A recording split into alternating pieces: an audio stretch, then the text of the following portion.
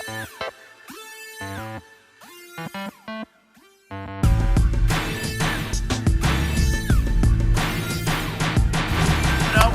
up, what's everybody? It's Wednesday. It's a different Wednesday. We out here in the sun, in the trees, and the light. We getting all of it today. I got something deep for y'all. We going somewhere different. So welcome to another edition of Midweek Medicine. We going in. I got a dose for y'all. Today, I lay my life on the line for y'all. Today, I give y'all all of me. Today, I give y'all my experiences. Because everybody can't just get motivated and go throughout their week. Some people in a deeper situation. It's just, I need some encouragement and now to keep going at work. Some people a little bit further on, they depressed, they hurting, they stressed out on the new wave. So I specifically went to God and I prayed to God about what can I do to touch people on a whole new level, to bring them up from a deeper situation, deep down in that mud pit that they stuck in and they need to get out. So he let me go through my own personal experience. I'm about to share that with y'all real quick.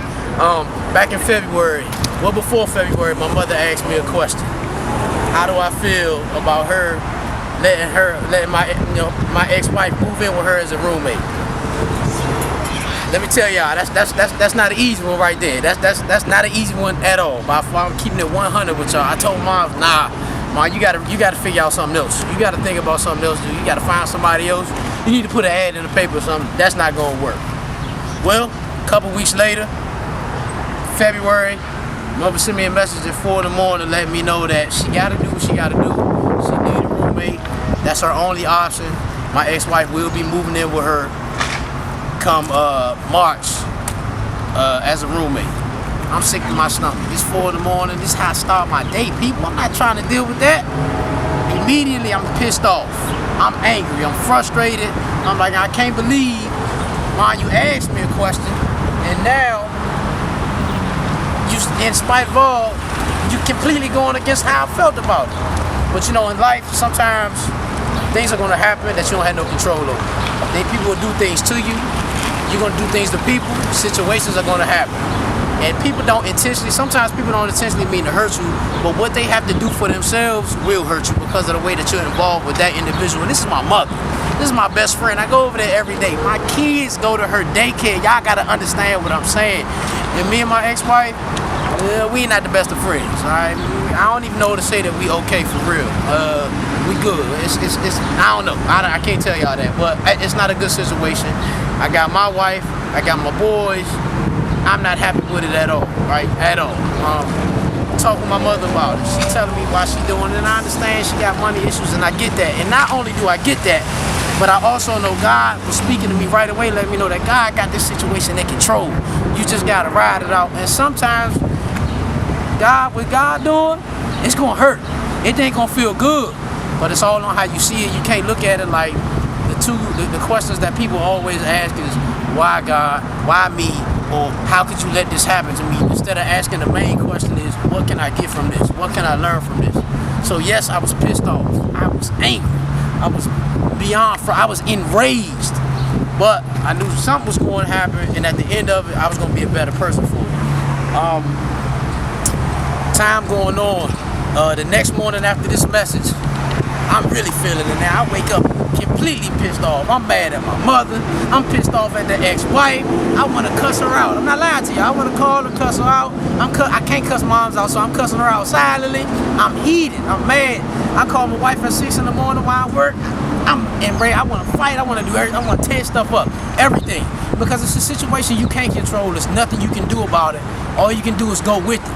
But it affects me because y'all gotta understand, my first thought is my kids go to my mother's daycare. I'm gonna have to take my kids out of there. I don't want my kids around my ex-wife. Y'all know how kids are.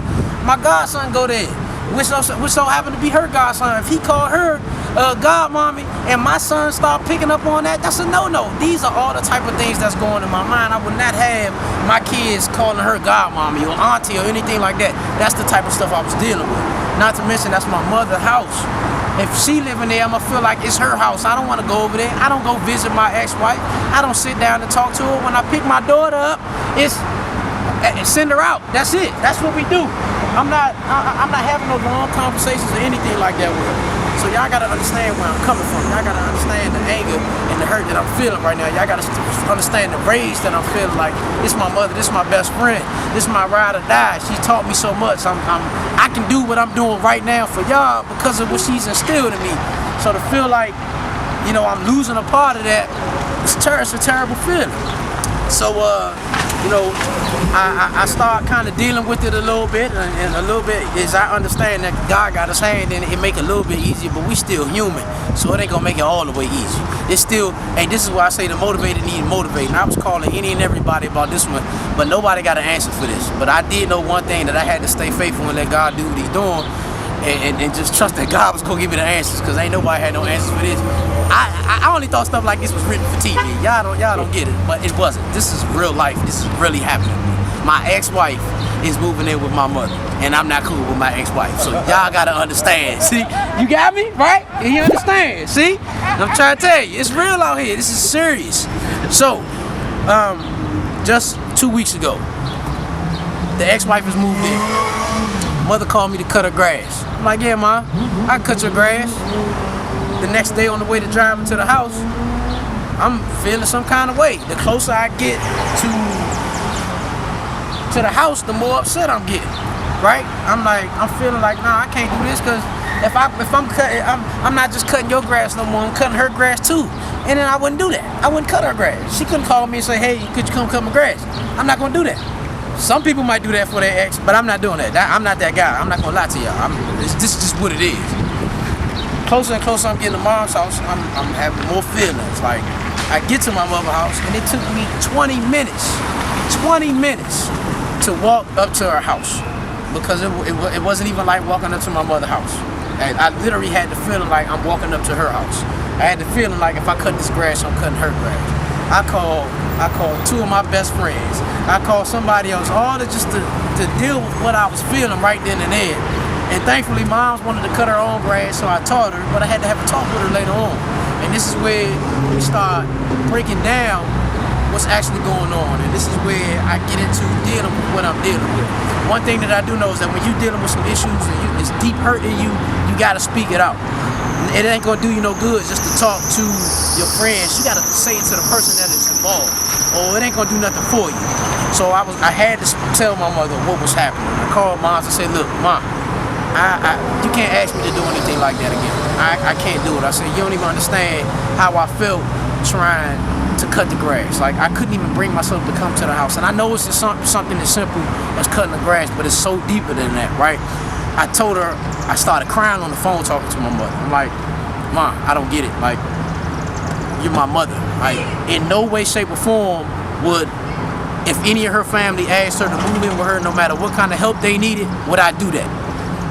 Right, and I need y'all to understand, this is not about my ex-wife, and this is not about my mother. My mother is in a financial situation, and this is the last resort she had to use, and that's just what it is. So the focus is here, and what I was going through, and what I was dealing with. I'm crying on the phone to my mother. Like, I hate the fact that it feels like I can't go see my mother. I hate the fact that it feels like I don't have my best friend. I hate the fact that it's hard, it's rough. You know, you can't, what can you do? You know, but it's one of those situations you can't control. You just got to go with it and deal with it and know that everything's going to be out. Like I said, stay faithful and you know things going to be all right. I got tired of feeling the emotions that I was feeling. I was empowering the negative side of what was going on because I was focused on the negative thing. We have to stop empowering our situations. You got to start empowering the solutions, not the problems. That's what. And then when we empowering the problems, that's when you become pitiful. Right? You got a choice to either be pitiful or powerful. What you gonna do?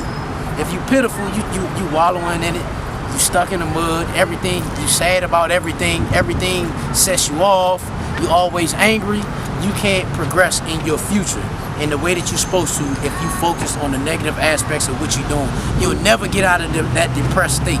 You'll never move forward in life. You'll be stuck right where you at, angry at everything, in anything, and you don't want to be there. That's empowering your situation, but you got to empower the solution. What was my solution? First of all, I had to talk to my mother, laid it out to her how I felt, and she understood. She apologized to me. Did I outward and say the words, I forgive you, Mom, for that? No, I didn't. But the next day, I I'm looking at a message on you. You gotta deal with it. You gotta learn. You gotta accept what it is. If you need to apologize to somebody, apologize to them. If you need to forgive somebody, forgive them. Forgiveness is not for the other person, it's for you. It's for release in yourself so that you can free up space within your inner being to let new things in, to let positive things in, to let happy things in. And I know everybody ain't there. I know you had some type of situations, you depressed, you might have had a rape situation. You might be bullied in school.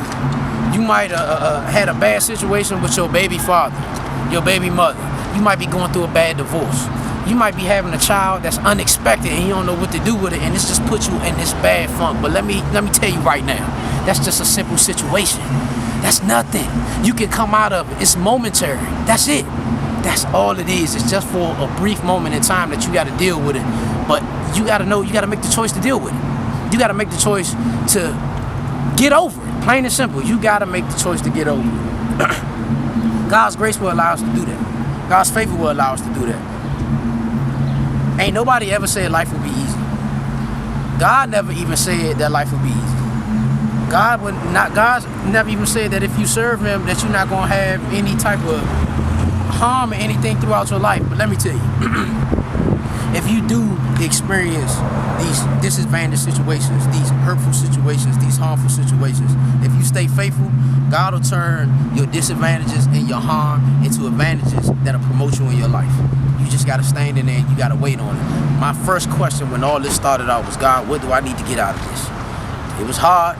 Like I said, the motivator needed motivated, but I got through it. The next thing I need to get to is that I learned that I spoke everything I needed to say to my mother, but I ain't even want to speak to my ex-wife. I ain't want to say nothing to her. For what?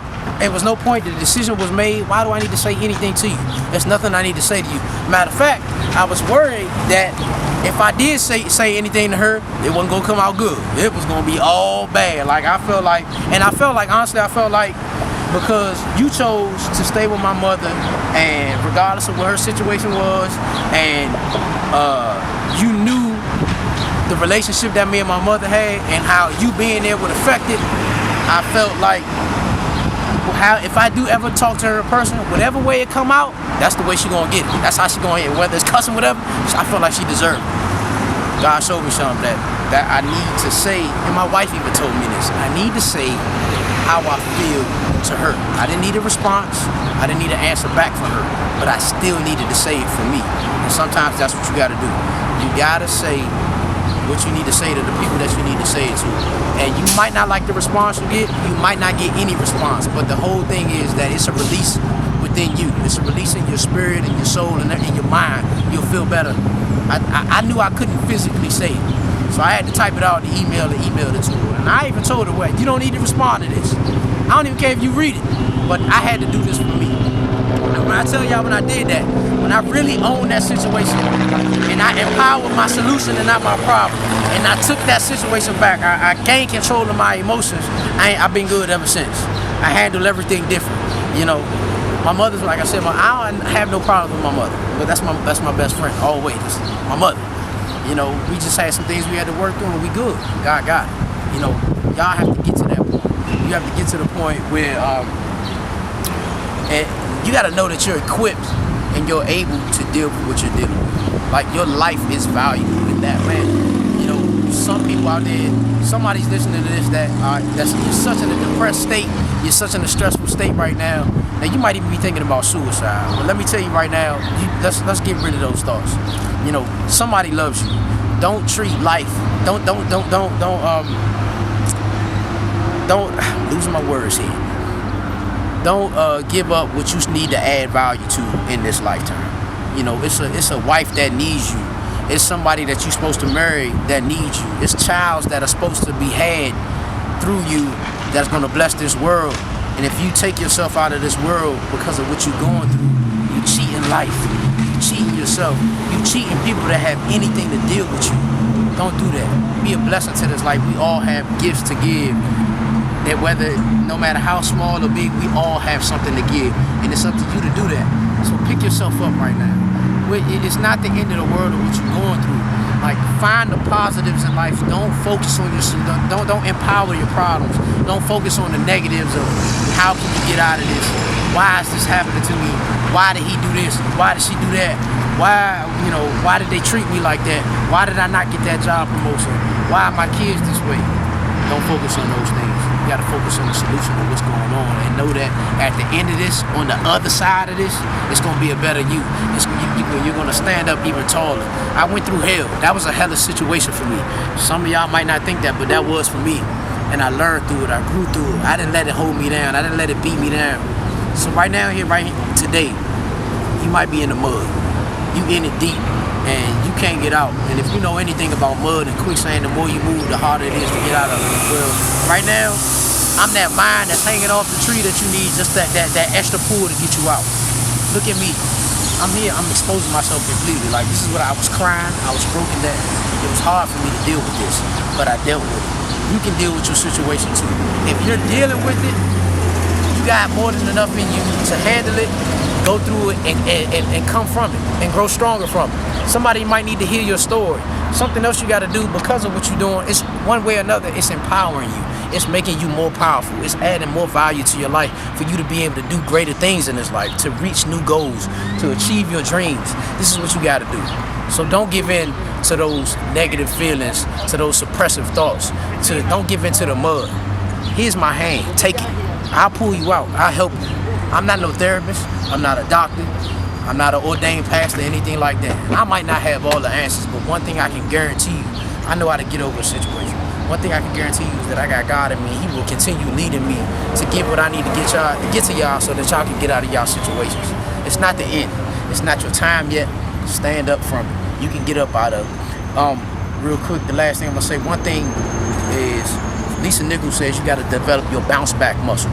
Your bounce back muscle, that's your ability to endure, to get up from whatever you're dealing with. Now, just like working out, you train and condition yourself so that you can take yourself further and push yourself harder. That's the same thing with this bounce back muscle. Your spirit, your soul. Anytime you come a situation happens to you, you have to be able to pick yourself up faster the next time something happens to you. Because the more time that you spend focusing on the negative, you're wasting time to add value to your life. You're wasting time to find out what you're here for, to developing your purpose, to chase your dreams. So let's stop focusing on the negative. When you're working out your muscles, you're ripping them up, you're shredding them. But in that recovery mode, your muscles are being rebuilt and they're becoming stronger so you can handle the next level. That's what y'all need to do. Alright, so like I said, today, I'm here for y'all. I'm standing in the gap for y'all. Let's do this, alright? Pick yourself up. I'm here to help you pick yourself up. That being said, thanks for listening in. It's another edition of Midweek Medicine. See y'all later.